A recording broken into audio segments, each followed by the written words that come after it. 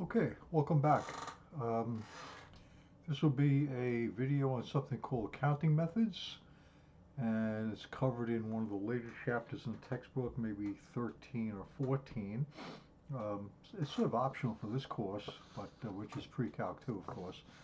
But I'm doing it because I think it'll be helpful to you in the future, and it's kind of interesting.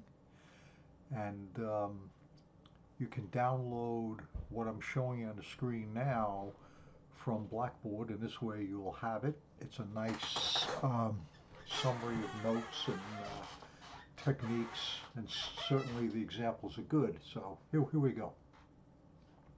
Counting methods. A couple of terms you need to know. An event is any outcome or result of a procedure or an experiment. An experiment, we don't necessarily mean like a physics or chemistry or biolab experiment. Experiment can be something as simple as flipping a coin. Sample space, the set of all possible outcomes of a procedure or experiment. Let's do some examples. Sample space is for the sum and product of the roll of two dice. Well, you may have noticed the colors here, and doesn't mean I'm pedantic, but the colors are helpful. So let's pretend that along here I'm rolling a red die, and over here I'm rolling a green die. And recently, the powers that be in education have decided we're no longer allowed to use the word die. It's now called number cube. But I'm a old guy, so I'm going to keep on using the word die. Okay, so in other words, I can get a 2 by rolling a 1 on both of the dies. I can get a 3, a sum. This is the sum. I can get a sum by rolling a 2 and a 1, or a 1 and a 2, and you can see these are actually different, because in this case this 3 is from a 2 on a red die and 1 on a green die, whereas this 3 is from a 2 on a green die and a 1 on the red die. So that's why it's helpful sometimes to think in terms of colors. So there are actually two ways of getting a 3. Okay? So forth and so on. Okay, one way of getting a 12. 6 on both dies. 7 is the most frequent roll. There are 6 ways of getting a 7. You can get a 6-1 on either die. You can get a 5-2. You can get a 3-4. So you can see that we have a total of 36 possible outcomes, right? Because this are 6, 6, 6, 6, 6, 6. There are 6 times 6 are 36 possible outcomes. So the probability or the chance of rolling a 7, there are 6 chances out of 36, or 1 out of 6. The chance of getting a 10, there are 3 tens, 3 ways of getting a 10, right? There's a 5-5, and then a 4-6, and a 6-4. 3 chances out of 36, so forth and so on. So that's how we come up with the idea of probabilities. It's just basically counting. Okay, for multiplication, you do the same thing. You get a 1 on the green die and a 4 on the red die. 1 times 4 is 4. How can you get a 20? Well, let's see. There are two ways of getting a 20. You can get a 5 on one die and a 4 on the other, or flip the colors. So again, if the question is a question on what is the probability or how many ways can I get a product of 20 on two dice, it would be 2. If the question is what's the probability, it's 2 out of 36, or 2 over 36 for getting a 20. Okay? Okay. And we have a couple of the phrases. We have independent events and dependent events. So independent events, so two events A and B, are independent if the occurrence of one has no effect on the occurrence of the other. All right, so let's pretend you have one fair die and you're flipping a coin. What happens on the coin has no effect on what happens on the die, and vice versa. So flipping a coin and rolling a die, those are called independent events. All right, if you're talking about a deck of cards, you got to be a little careful. Drawing, they don't mean making a picture, they mean picking out a card. So picking out a card, drawing a card from a shuffled 52 card deck, and then putting it back and then picking a second card, those events are independent, because what the first card was, the first pick, As long as you put it back, then you're back to 52 cards. Has no effect on what happens if you shuffle up carefully and pick a second card. All right? So those events are independent. Dependent events are events if the occurrence of one event does have an effect on the occurrence of the second. Example, event A, randomly picking a red marble from an urn. An urn is just like a basket, contains 3 red and 2 blue, and not putting it back.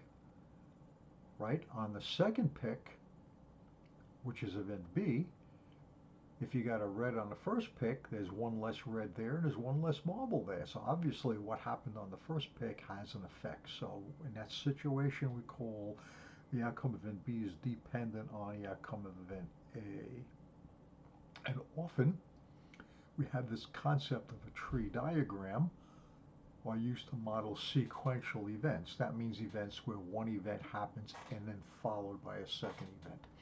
Okay, so events A and B, when represented by a tree. So we'll look into situation here. We have 3 red and 2 blue marbles. So we start out with a root of the tree. Okay, so this part is necessary when you're making a tree. The tree has to have a root. 1, 2, 3 red and 2 blue.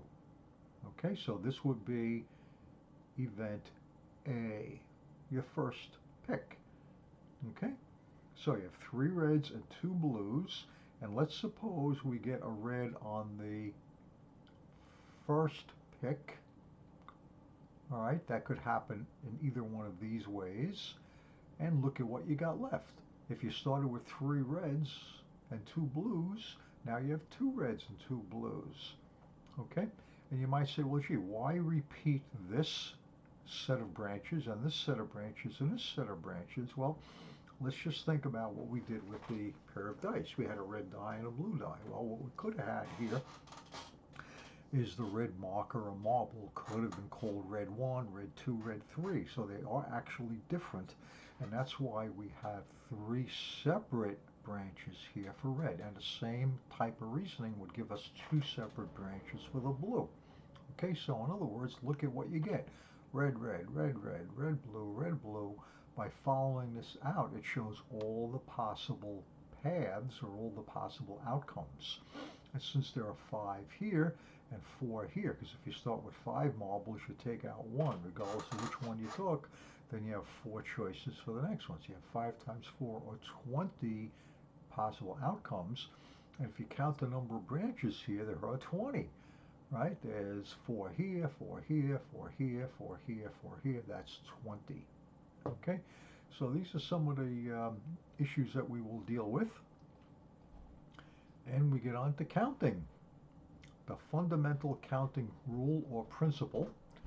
And this occurs when events A and B are independent. If event A can occur in M ways and event B can occur in N ways, then events A and B can occur successively, meaning one after the other, in M times N ways. You multiply.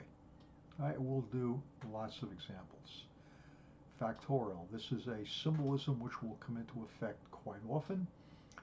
The exclamation mark is read as factorial. Think of it as starting with the value of n, counting down and going to 1. That's the little dot on the bottom. So n factorial means n times the number below it, n times 1, times the number below it, n times 2, all the way down to 1. For example, 3 factorial would be 6 because it's 3 times 2 times 1. 4 factorial would be 24 because it's 4 times 3 times 2 times 1.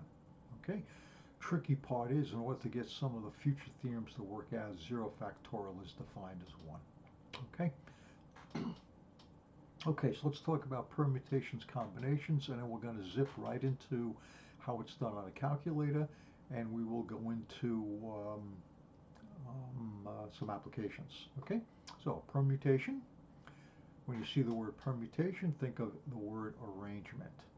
Permutation is arrangement of objects, all different, in which order matters. So with a permutation, order matters. Here's the formula for it. P n pick r, n factorial over n minus r quantity factorial. We will show you why this works a little bit later. Right now I'm just putting it out there. Okay? permutations rules. Some of the items are identical, and I'll do some examples. Suppose there are n total items with n1 alike of one type, n2 alike of another type, and so on. Number of permutations or ordering would be this number. And we're going to see this in example. I'm just putting this out here as far as the notation goes. Okay, combinations. The word combination is keyed up with the English word selection. So selection of objects which order doesn't matter. And here's the rule for it. And we're going to go over a few of these later on.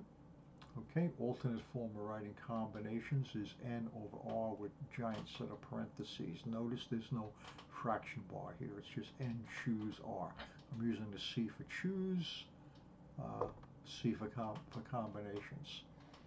Okay, and the idea is you can do these on your calculator real easy. I'm going to do most of the stuff by hand, but we will do a few on the calculator. So, if you got your calculator handy, there is a, how do I get this off? Ah, okay. Guess that didn't work. Okay, there's a worksheet included in the counting methods notes. These are the blanks, and pretty much it's self-explanatory. I'm not going to spend time on a calculator with this. I'll just point out to you that on the 8384, what you can do is, let's suppose you want to find 5 factorial. You would type in the number 5, hit the math key, go to the probability menu, and item 1 is factorial. So you would do that and you get the answer 120. 5 times 4 times 3 times 2 times 1 is 120. Okay, so these are some exercises that you can do. I suggest that you try them. All right, here are some exercises for permutation. There is a see, this is the little exclamation mark key. There's a permutation key in the same menu. You type the number. Let's say you want to find 5, pick 3. You type the math. Well, first you start with the 8. Press the math key, the probability, and the permutation key, and then the other number, 3. So that means 8 times 7 times 6, 336.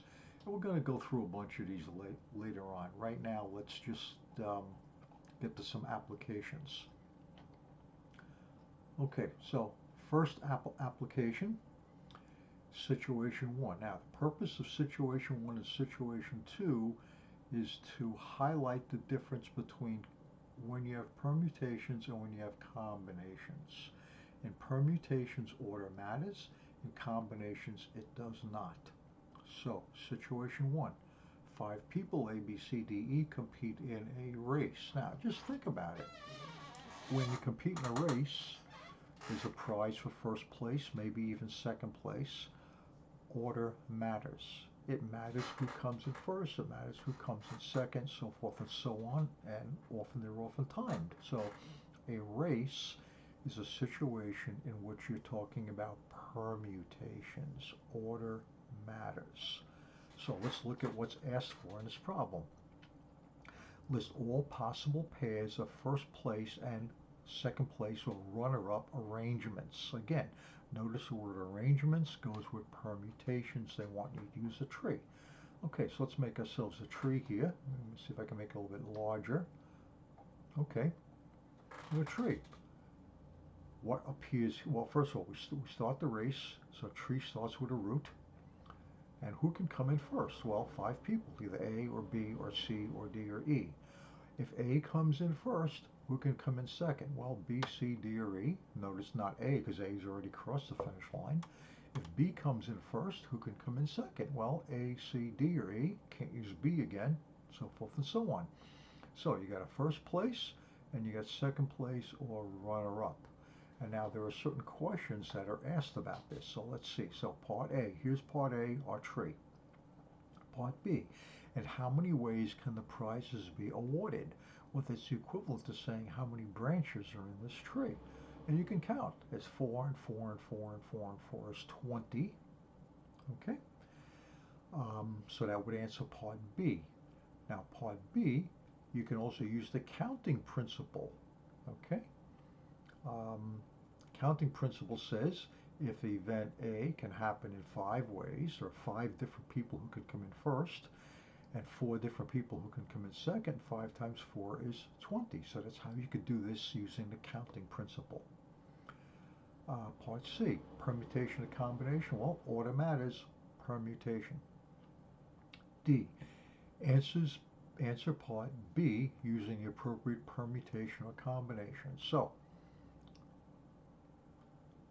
what we're going to do is realize,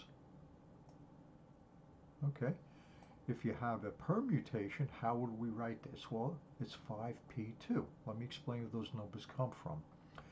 5 is the number of people in a race. 2 is the number of prizes being awarded. So, let's see if we can do that. Our formula here, permutations, is n over n minus, is n factorial over n minus r factorial. Okay, so 5 factorial, 5 minus 2 is 3 over 3 factorial. So you write this out. 5 factorial, 5 times 4 times 3 times 2 times 1. 3 factorial is 3 times 2 times 1. You get a lot of canceling. 5 times 4, or 20. Okay, so notice it coincides exactly with what we use using the counting principle. When I used to teach this in my younger days, I would say, well, how many prizes are you giving out? Everybody would say 2. So you make 2 little slots and you put the number of choices in each slot. So you have, or in each position. 5 choices who come in first, 4 choices who can come in second, that's 20. So this is a permutation. Okay, situation 2. Okay, situation 2 starts off the same way. 5 people, A, B, C, D, E, are members of the history club. 2 members are selected. I use the word selected, so that's a clue. Okay, to form a dance committee. Now, list the possible 2-person dance committees. Okay, so let's do that. And what you want to do is you want to compare what was going on in part A with what's going on here in part B. In part A, these are the possible committees. You could have A and B on a committee. Now, you wouldn't list this as B and A, I mean, it's the same committee. So on a committee, theoretically, everybody's equal. Okay, so on a committee, order doesn't matter. A and B are on the committee, B and A are on the same committee. That's it. That counts as one committee. Here, A first and B second, or B first and A second in a race, they were 2 different outcomes. Here, A, B, and BA are the same because order doesn't matter. Okay, so as you can see, you have 10 committees. Okay, 1, 2, 3, 4, 5, 6, 7, 8, 9, 10. You make a list, it's easy to do. A would have either B, C, D, or E. If B's on a committee, you're not going to list A again because A's already been listed. So B, C, B, D, B, E, and so forth and so on. Okay, you can count them up, 10. So with a committee, order doesn't matter. So part C, permutation or combination? Combination. So it's situational. All right, so D, once it's a situation of order doesn't matter, combination. Here's the rule for combination. It's the number of permutations divided by R factorial, or this way of writing it. Okay, so here we go. 5 people, 2 persons to a committee, so 5 factorial over 3 factorial, which is what you had here, now also divided by 2 factorial. So you work this out, works the same way. 5 times 4 is 20, this time over 2 is 10. So whether you count them up by hand or whether you use the formula, you're going to get the same thing. When the numbers get big, formula is the way to go. Alright, so let's look at some other examples. These examples are clearly listed on Blackboard, all part of the counting methods notes. Okay, here we go. Call letters of radio station must have 4 letters. The first letter must be a K or a W. How many different radio station call letters are possible? Repetitions are not allowed. Okay, well, you make yourself your little 4 little slots, and in each slot we're going to put the number of choices we have. Now this is a well, counting principle, okay? So the first slot, we have 2 choices, because it says here it has to be K or W. And if you're not allowed to have repetitions, well, you know, knowing 26 letters in the alphabet, you put one of the letters here, you have 25 left. And you can't repeat that, so you have 24 choices there. And for the 4th position, you can't repeat any of the others, so now you have 23 choices. So you multiply 2 times 25 times 24 times 23, 27,600. Okay, so that's if you can't repeat letters. Part B, repetitions are allowed. Well, you still have 2 choices for the first letter, it's either K or W, and now you have 26 choices here. You don't throw out any 26 letters in the English alphabet, times 26 times 26, 35,152. And it's what we basically do, is we basically use the counting principle and permutations and combinations as need be. Okay, example number 2. In how many different ways can a city health department inspector visit 5 restaurants in a city with 10 restaurants? Okay, so we're going to make 5 blanks here. 1, 2, 3, 4, 5. And in each case, above each one, we're going to put the number of choices. And order doesn't matter, so it's, you know, clearly a permutation, but let's see how we can figure that out. First of all, the first restaurant, we have 10 choices. Once he visits that, he's not going back to the same one, right? So then he has 9, 8, 7, 6 for the remaining restaurants. So 10 times 9 times 8 times 7 times 6, the multiplication principle. I should have put little x's in between, 30,240. And since order doesn't matter, it's permutations. So the number 10 here, you put this in your calculator, is the number of restaurants he has to pick from, and 5 is the number he's actually going to visit. Okay, notice that this number here is not the ending number here, it's the number of slots you have to fill. Okay, example 3, how many different signals can be made using at least 3 distinct flags if there are 5 different flags from which to select? Okay.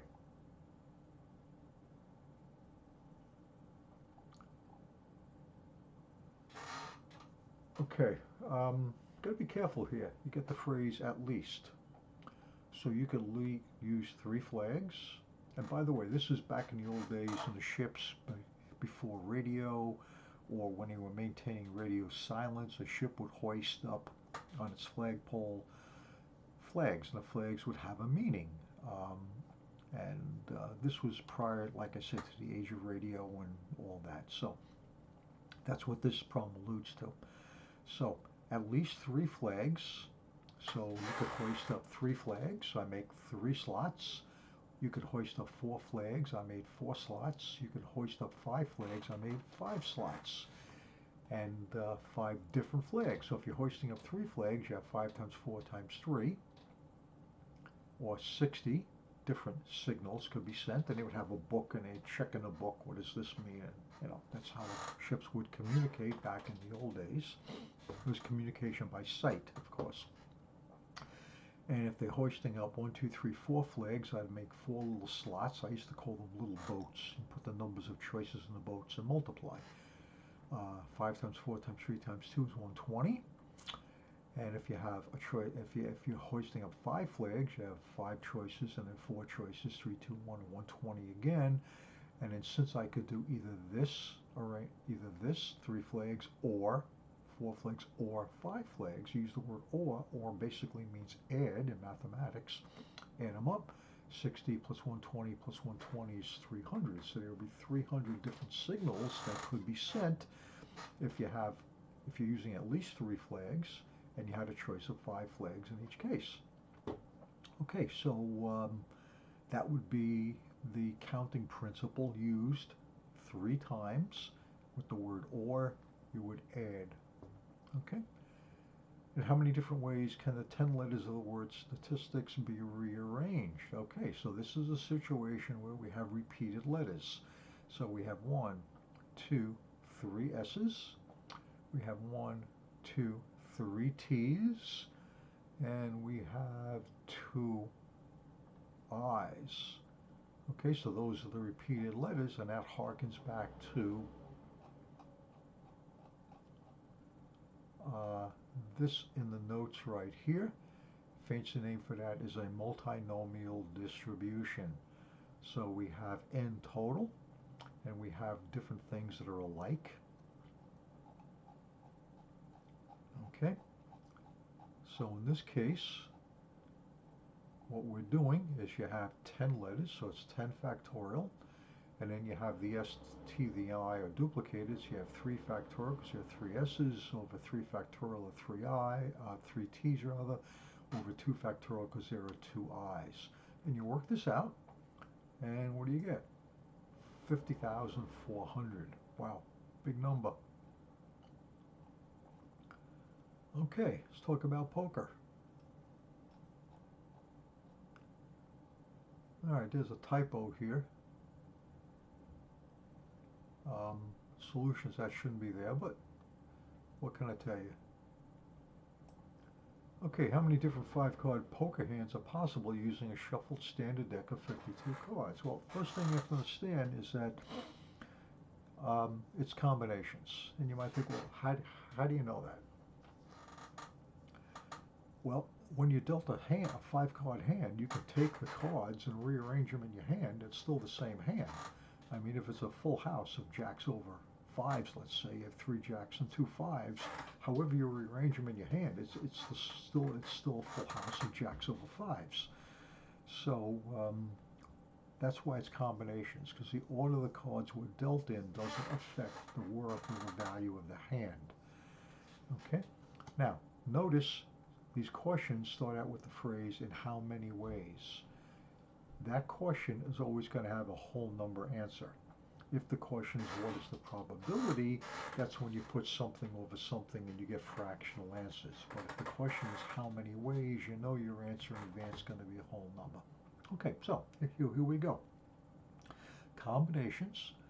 How many cards we have to pick from? Or how many cards are in the deck? 52.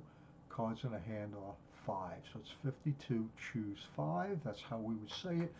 You work this out in your calculator, 2,598,960 poker hands. Ah, close to 2.6 million. I guess that's why the poker pros are good. They know the numbers, they know the stats, they know the tells, so they're good. Okay, let's try another one. How many ways, again, the answer is a whole number because it says how many ways 4 baseball players or 3 basketball players can be selected, again, keyword selected, from 12 baseball players and 9 basketball players. So we have a pool of this many athletes, 12 baseball players and 9 basketball players. And let's suppose, I don't know, an advertiser wants to highlight these people in some advertising campaign, and out of these 12 baseball players they want to pick or choose 4, and out of the 9 basketball players we want to pick or choose 3. Well, first of all, this is 2 operations, one after two events, one after the other, and since they are independent, I mean, the 3 basketball players that they pick from these 9 basketball players has nothing to do with the baseball players. It's the multiplication principle. So we're going to do 2 and multiply them. Now, let's suppose the baseball players are named A, B, C, D, you know, so forth and so on.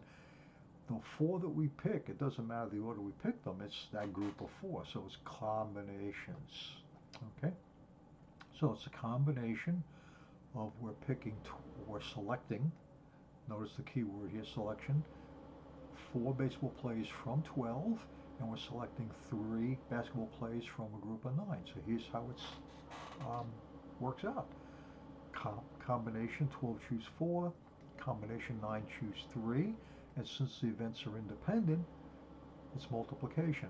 In this case, you have 495 ways of choosing 4 baseball plays out of 12, and for each of those, there are 84 different ways I can choose 3 basketball plays out of 9, so multiply 41,580. A lot of options there. Okay, 7. Nice problem. Often happens in clubs, often happens at work. Let's suppose there are 7 women and 5 men in a department. So you have a company, you got sales department, you got, I don't know, accounting, manufacturing, whatever. So let's suppose you have 7 women and 12 men in the department. Total of 12, 7 women and 5 men for a total of 12 in the department. How many ways can a committee of 4 be selected? Okay, you hear the word committee, you got to realize committee order does not matter, so you're thinking combinations. Committee starts with C, combination starts with C. It's a good way of remembering it. Notice we're just looking for any 4 here, so there's no mention of what their gender is, so therefore it's 12 choose 4. Out of 12 people, we're choosing 4 for a committee. Order doesn't matter. Committee, supposedly everybody's equal, so 12 choose 4, 495. Do it on your calculator. If I were teaching this on blackboard or whiteboard, I could do it by hand. Just telling you, you know, it'd be 12 factorial over 8 factorial times 4 factorial. You do the canceling, and you end up with 12 times 11 times 10 times 9 over 4 times 3 times 2 times 1, and you know, it comes out to 495. We're going to go with the calculator. Okay, part B. How many ways can this committee composed of 4 people, be selected if it consists of exactly 2 men and 2 women? Well, that's a little bit different now. We're going to write down the number of ways to pick the 2 men times the number of ways that we can pick the two women. We're going to assume there are no person that's both at the same time. Okay. So men, well, we have 7 men, we're choosing 2, right? Sorry, we have 5 men, we're choosing 2. We have 7 women, we're choosing 2. So it's 7 choose 2 times 5 choose 2. Choose the number of ways to pick to select the 2 women times the number of ways to select the 2 men. So 7 times 6 over 2 times 1 is 21. And 5 times 4 over 2 times 1 is 10. 21 times 10, 210. You can do it on your calculator, you can do it mentally, you can write it down, whatever works for you. Okay, moving along.